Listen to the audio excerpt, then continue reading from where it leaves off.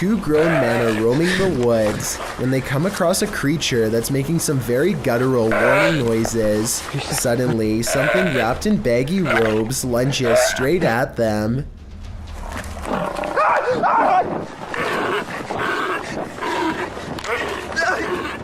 As far as I can tell, only one of them makes it to the car, and then, I don't think it ends well. No other information on this video is available.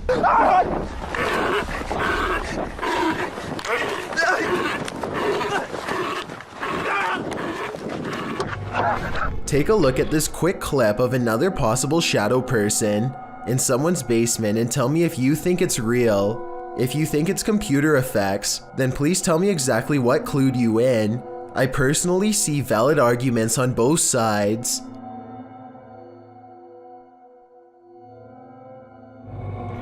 A YouTuber named Justin Martinez is recording some planes near his house when he notices one of the planes has extremely sporadic flight patterns, almost as if it is stalking the other one. Then this happens out of nowhere.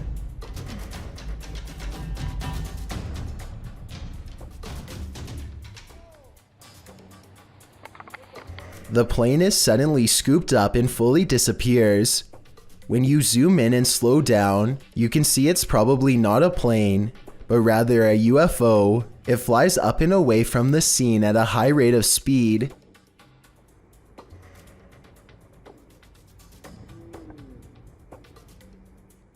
I think this video might be CGI, because it does look a little grainy. Other people in the comments section, however, have proposed that it's everything from flying insects to the same thing that took down the Malaysian Flight 370 not too long ago. A YouTuber named Kelsey Davies is investigating a haunted house in a neighborhood in California with a particularly nefarious history. After setting up a flashlight in the middle of an otherwise empty room, Kelsey and her team discover an oddly shaped anomaly traveling clockwise. Nothing is dangling above them to reflect light, so like them, I have no idea what this is, but I'm open to your guesses. It's moving, its shape is shifting. Yeah, this thing's been moving for like a long time. We don't know what it is. At 1 minute and 55 seconds, Kelsey claims that the object turned into the outline of a face. I think it still looks the same as before, but tell me if you can see what she means. Maybe I like see outlines of it. Like it looks like a head. Oh my god, you can see it's like a body. I have Al Kasimia of a ghost hunting channel called The Horror is looking for a phantom figure said to haunt this building in Israel. A ghost who is apparently quite eager to be caught on camera.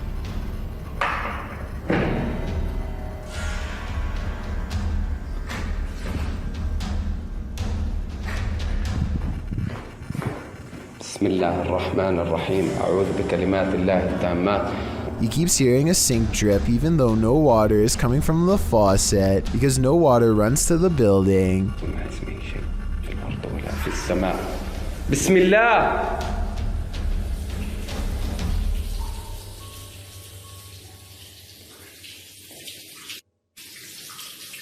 Bismillah. The ghost hunter also detects small movements in windowless rooms that are devoid of all life.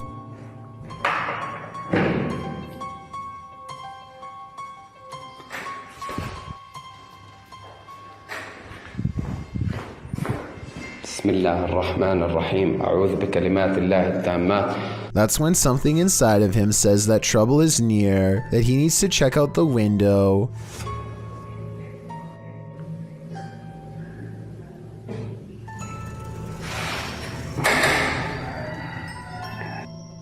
A mysterious and shadowy figure is caught on camera, an apparition capable of powerful acts.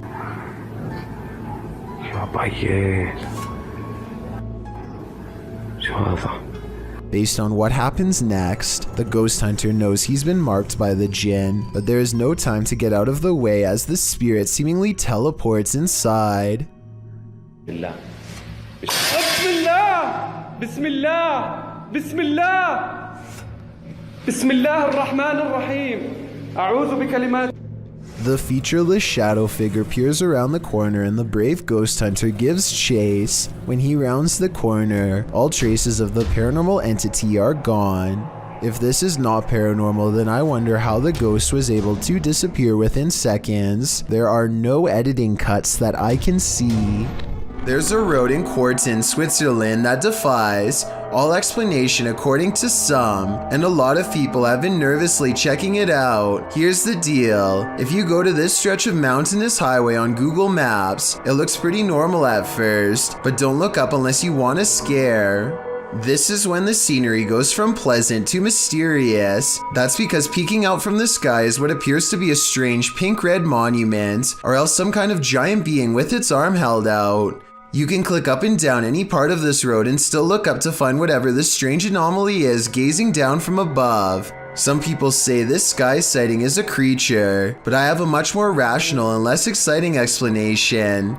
I'm pretty sure this is part of the pole on top of the car that the camera is attached to. Normally, this part of the car is edited out, but I guess some kind of glitch in their algorithm let a piece of it show. As a result, it looks like something suspended high above. That's my theory, at least. Let me know if you agree, or if you think this really was some kind of strange sighting in the sky.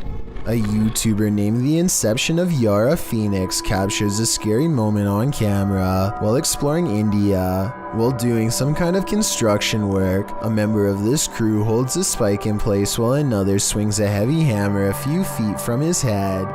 The man is leaning away as far as he can, but with no helmet and no other kind of protection, not even a barrier to keep pedestrians from walking into him. It really does seem like a matter of time before something really scary happens. Take a listen for yourself. And he's one miss and you're...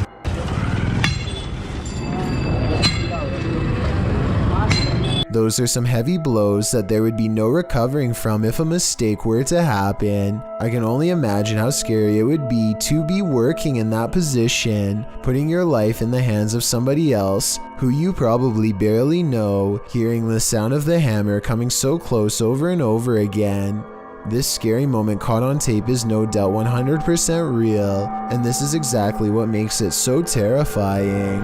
Vadim Vadimich is a Russian YouTuber who often explores the radioactive remains of Chernobyl, an abandoned power plant that went into meltdown during the 1980s. On this journey, he and his friends find an abandoned daycare center that seems quite haunted. One of the first things they find are two dolls. One is headless and the other has poked-in eyes, shaded black all around, as if someone was pressing down aggressively hard as they scribbled. It's not a welcoming sign, but could just be the work of some edgy teens, or maybe even someone in their own group, so they press on. Across from the dolls is this picture of a Russian team all huddled around a strange object in the center. I don't know what this is in the middle, so someone help me out because it might be a clue. I assume this was a picture of the kids who used to come here before the meltdown. Who knows how many, if any, actually made it to adulthood due to the radioactive exposure. Immediately behind the photo is a creepy old picture of a Russian woman in full uniform crying. I don't understand the significance of this picture, but I feel like they are saying something important here, so translate this part from Russian to English if you can. After a while, it becomes apparent that they are all being watched. These white eyes first appear on the other side of a window at 2 minutes and 15 seconds. I thought it was just his light, until I realized the light is hitting his chest and shouldn't be visible behind him at all. And here at 3 minutes and 52 seconds, the eyes appear again in a doorway, much closer. It's just for a split second, but I mean, whose flashlight looks like that? Nobody's that I know. Those look like eyes for sure, glowing ones at that. They come across a portion of building they've explored before, but this time the door is partially opened, so they cautiously step inside. The first thing I noticed were these floating eyes at 7 minutes and 56 seconds. They look exactly the same size and shape as the ones before, but what they saw was the top of someone's head, someone incredibly tall and standing totally still. Standing motionless is a figure with a blacked out face and long white garbs. orbs. They run away and soon encounter it again. Its white clothes somewhat resemble the doll clothes we saw earlier. Could that have been a warning? When it gets close to them, it seems shorter than before, but impossibly broad-shouldered and powerful looking. I don't know why they let it get this close, but I guess they were frozen in place from fear and tired from running. I hope this was just a mannequin or something, but when it does this, I know it's far from a prop. Да, Вадим, иди назад. The group retreats back inside, and now cornered eventually resorts to smashing through a window and takes a risk climbing through broken glass just to get away from whatever they just saw. So I think it's real. YouTuber David DeFranco dramatically descends the stairs into his dingy cement brick basement, saying after 4 years of wondering what's in that room, it's time. With a cat as his bodyguard, David notes that it's 10:49 p.m. Not sure why you'd choose to explore a hidden room at night, but David's got grit. He notes that he's always wondered what's in this hidden room, and that his cat has explored it several times and seen some serious stuff, so David is curious and nervous. It's probably nothing, but you can't help but wonder, he says, using his night vision camera. He moves the piece of plywood, blocking the hole in the wall, out of the way, and he enters. He calls the place creepy before asking hello to no one in particular. It looks like another crawl space, but there are some intriguing bits and pieces inside. An old bottle, newspaper, dripping pipe, small plastic containers, comics from the Philadelphia Inquirer date back to April 1st, 2001. So someone has been down in the crawl space not too long ago. David recalls hearing noises coming from the crawl space. While David didn't discover anything epic beneath his home, he did at least explore it before moving out. A YouTuber named Jerry Wells and a housemate sit across from each other while playing with a Ouija board. Apparently, they have been experiencing strange paranormal disturbances around the home for some time, and now they're turning to the Ouija board for answers. We're going to try to find out what's in this house. I don't know how else to try to contact it. We've got to find out what it wants. Okay. I'm going to see if I can get it to leave us alone. Look closely and you can see the board quivering unnaturally as they speak. Or tell us what you want, what it'll take to leave me and my family and our home alone and never return. We're tired of this. Just tell us what you want. Jerry Wells asks what it wants, and BLOOD is the reply, followed by a metaphysical reaction. What do you mean blood? What do you want? Come on now. If this is fake, then I have no idea how they did this. You can clearly see underneath the table the entire time, so it's not magnets, and I don't see a string either. If you don't believe this is paranormal, then let me know how they managed to make the board shake and jump straight into the air. The David Oman house is a supposedly haunted home in Beverly Hills that's not too far from where the Manson cult claimed the life of celebrity Sharon Tate.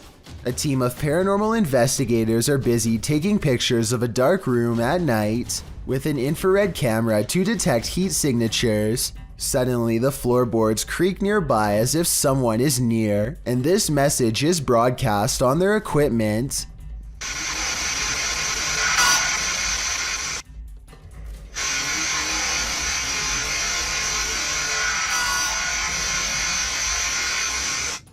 The team bravely decides to stay put instead of taking its advice. Not too long after, they develop this haunting photograph while snapping pictures in the dark.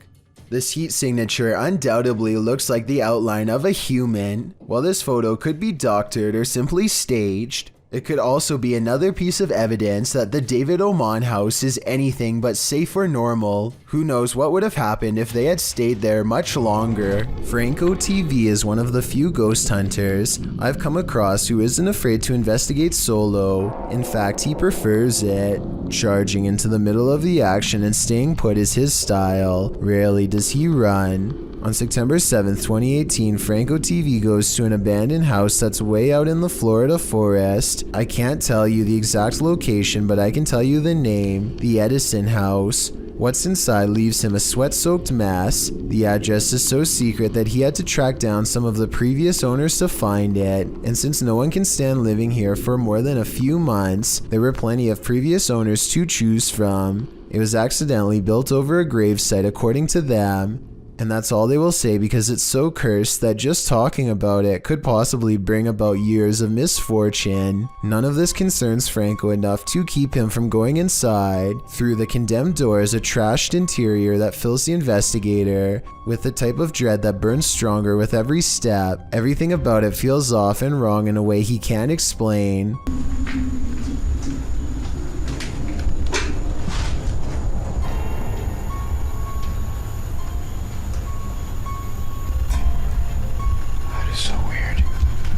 Past a crumbling kitchen is a small kid's room that feels colder than the rest of the house, and as he's reading but not adhering to the simple instructions on the wall, Get out.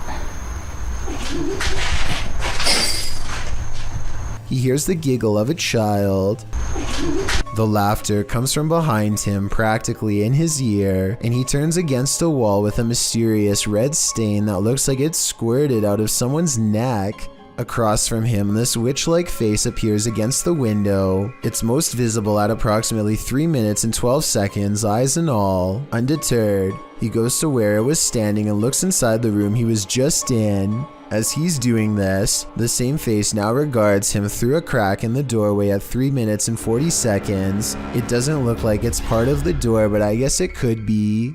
The upstairs is cramped and uncomfortably hot. Down the hall is a red handprint that could belong to a child, except it's too high up on the wall. Perhaps they were struggling with someone trying not to be carried into this room. As Franco stares into the room, dozens of comments point out this figure staring back out at him from within the closet, just like the far wall says. I couldn't really see anything at first, but when I did, I suddenly wished I didn't try so hard. Something's there. Franco doesn't spend much time in this room because he gets an especially bad feeling, but one thing I noticed was this jet black spirit orb float up towards him and disappear. That's not a bug. The anxiety he gets from the second floor is a little too much, even for him, and look what happens when he goes back downstairs. I'm hearing all sorts of noises everywhere and I don't have no cover at all, and I'm in the middle of the forest.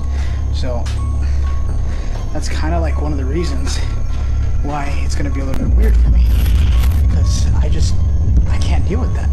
This just so happens to be one of the only times he films behind him, so maybe this part is set up. Anyway, this was back when a supernatural challenge called Charlie Charlie was popular, and so he decides to play around before calling it quits. He sets up 2 pencils and waits for the ghost to respond. Is there anyone in this house right now?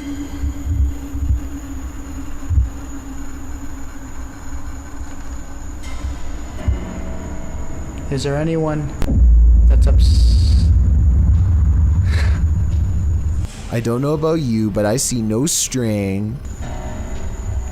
Do you wish me to leave this area? A closer look under the light at 9 minutes and 17 seconds shows that nothing is tied around the pencil at all. He follows its advice and goes outside. By now, Franco is soaked in sweat and still hearing movements that I don't think he's making up because they sound too far away, deeper in the forest. And from there, from there, I'm gonna head home. After that, I'm done. I gotta get out of here. Part of him wants to leave, but he knows he has to explore the surrounding property because it's where more spirits roam around their unmarked graves. While staring out into the wilderness, he hears them.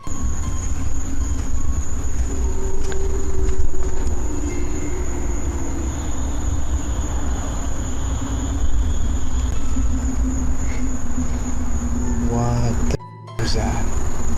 It's not traffic because there's no roads out here, and exactly 2 seconds later it's accompanied by a voice warning him never to return. Holy crap. Advice that Franco TV decides to take as he walks away from the Edison house with the blank, horrified stare of a man who has been shown far too much.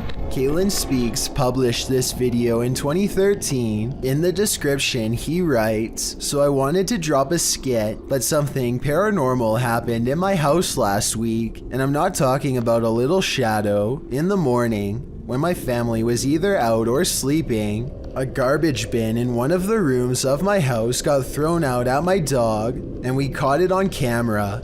This is completely real." Kaylin says this isn't a prank. So let's take a look at what happened. She'd have to be behind it and hit her with her nose or her paws if she could somehow. But she's not. She's right beside it. And look, she's running. She's hauling out of the office. She's scared. Kaylin shows the security footage of the downstairs hallway. He says no one was on this first floor at the time.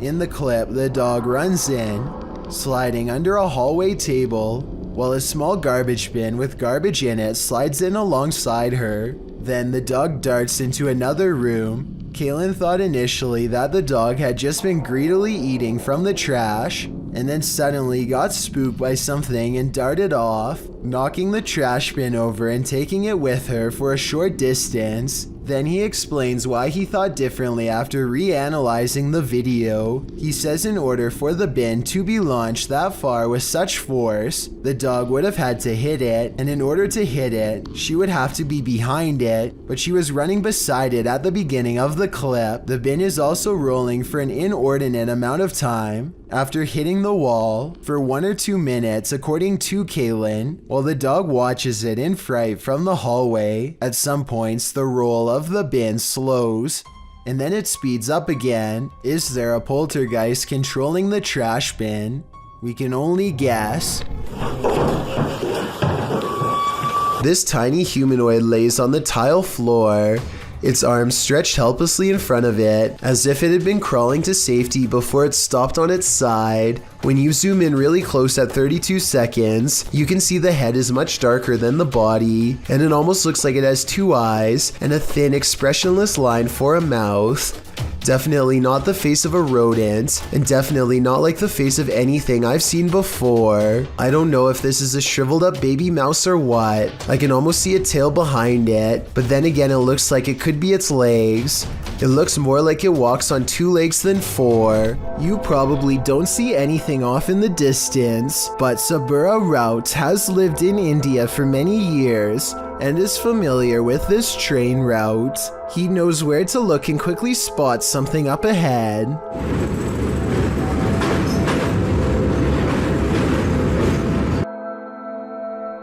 Lurking many yards away is a shadowy figure who is up to no good. I will give you one more chance to spot them and save your own life. If you fail, then consider yourself the next easy target.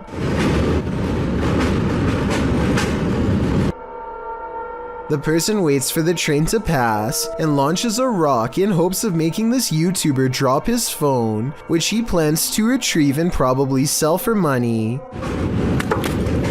Fortunately, he is ready and dodges it easily. I can only imagine how many people have not been as prepared as him and had their phone fall straight off the train. A YouTuber named Manny Motard is riding his motorcycle through the city when a random person mocks him in the intersection by pretending to grab 2 imaginary handlebars.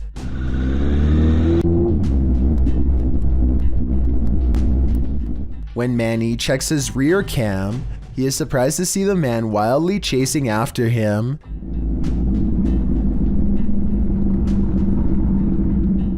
The pursuit continues for over a full city block. Exactly what the stranger's intentions are remains unclear, but it's obvious that this complete stranger is trying to chase them down one way or another. He doesn't look to be in his right mind, so it's a good thing Manny got away. Linfamous TV goes ghost hunting in the woods of Long Island, and they say this place is truly haunted. They are expecting the ghost sighting of a lifetime, and what they've caught on camera does not let them down. Yeah.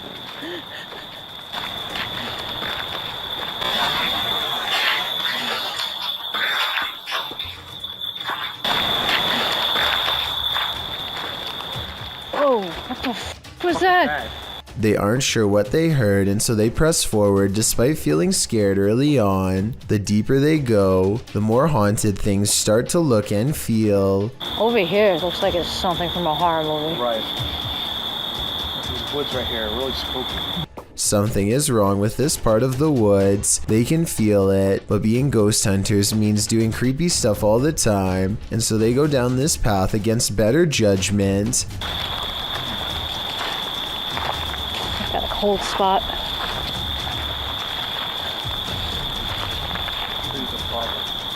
Completely blocking out the sky. I thought it was her friend, but it's not. At 5 minutes and 58 seconds, Lynn's friend is to the right. He is still to the right at 6 minutes when Lynn looks left and then up at the trees. When she brings the camera down, a ghost is there. There is a ghost on the left. Her friend, meanwhile, is still standing to her opposite side as they try to consult her GPS system and get weird interference. Where in a... Well, on the map, what does it take us to? Does it look like it ends? I'm sure. Like in Huntington or something. like let's see. What?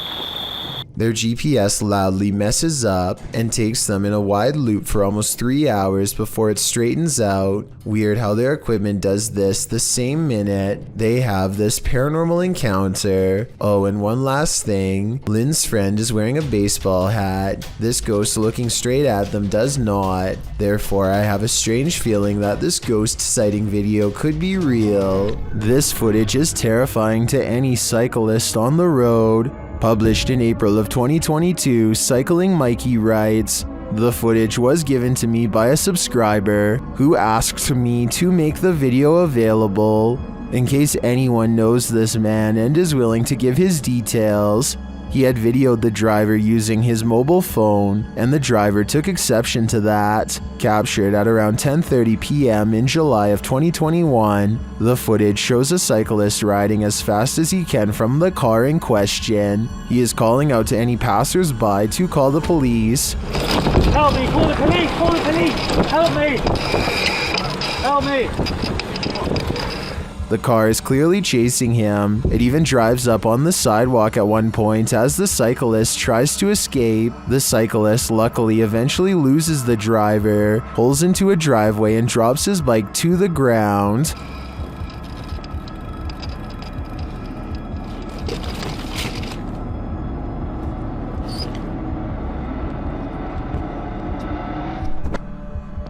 Commenters call this outrageous and criminal behavior, while at least one commenter was able to capture the license plate number. Was it enough to find the culprit, or does he have dodgy plates? Sadly, I was never able to find out. Mr. Biggs is a giant iguana who is not behaving normally. He hardly recognizes his owner upon entering his room, and yes, Mr. Biggs does happen to have his own room. See, there he goes. He tried to bite me. The large lizard fits a single finger squarely in his mouth and clamps down, but a closer look reveals it's actually just an empty glove at the end of a ruler. As it turns out, Mr. Biggs was just hungry and not trying to take over. He might have even mistaken the glove for a big hunk of lettuce. Look at him here at 3 minutes and 7 seconds. You would never have expected this could be the same Mr. Biggs as before. Yeah, he doesn't even care. Can wrangle him up. Rankin Fishing is at it again at the Indian River Inlet in North Beach, this time hoping to hook himself some bluefish. Never was he expecting this. He gets a hit on the line and is a little nervous to find, in his words, the freaking worst thing to catch. The arrangement of dark brown and black spots on its back immediately tells him this is a clear-nosed skate. Skates are similar to stingrays, except for a few differences I won't get too deep into. All that matters is they will defend themselves. However, they can live another day. This one looks to be full grown, so he has to be extra careful. It's not the tail he needs to watch out for, but rather the mouth. The clear-nosed skate has between 46 and 54 teeth on the top row and around the same number on the bottom. 108 teeth total, small and blunt, packed closely together for dense crushing power like a vice. Its jaws can crack open hard-shelled prey like clams and crabs with no problem. Your hand is no match. At 2 minutes and 56 seconds, the skate's bottom lip becomes lurched out and is perfectly aligned with the soft webbing between his index and thumb. The end result is something terrifying. There's a lot of red and yelling afterwards, and the only thing left to do after unhooking the creature is dip his hand into the salt water. Let's just say he's lucky the skate got this part of his hand as opposed to a finger, which would have come right off. He wonders out loud if something's going to happen to him later. I'm sorry, that hurts so much. I hope they don't have any like toxin. I did some research and found that skates, unlike stingrays, do not have any toxins, so he doesn't have that to worry about, but he should still probably go to the hospital because it might have some nasty bacteria around its mouth that he wants nothing to do with. He later describes this encounter as the worst physical sensation any deep-sea creature has ever inflicted on him in all his years. He has my sympathies, and I hope, for the sake of his hand, that nothing else from the ocean is ever able to do worse. Thank you so much for getting me to 40,000 subscribers here on my Clips channel. If you want to support, please press that subscribe button. Can you help me reach 50,000 subscribers?